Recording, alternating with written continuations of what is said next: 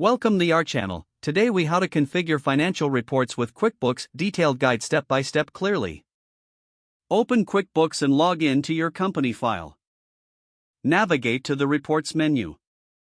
Select Report Center from the drop-down options. In the Report Center, find the Standard tab. Look for the financial report you wish to configure, such as profit and loss or balance sheet. Click on the desired report to highlight it. Select Customize Report in the upper left corner. In the Customize Report window, start with the Display tab.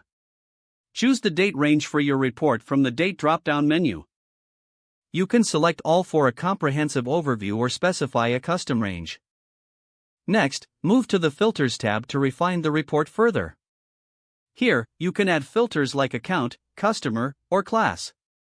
Select the filter you want to apply and choose specific criteria.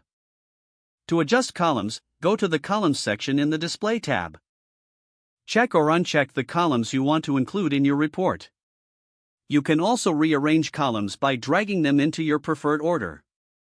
After customizing, click OK to generate your report. Review the generated report for accuracy.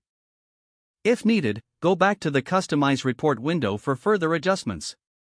Once satisfied, you can save your customized report for future use. Select Memorize at the top of the report screen. Give your report a name and select a location for easy access later. Click OK to save the memorized report. You can now find this report in the Memorized Reports section. If you wish to export your report, click on the Excel button.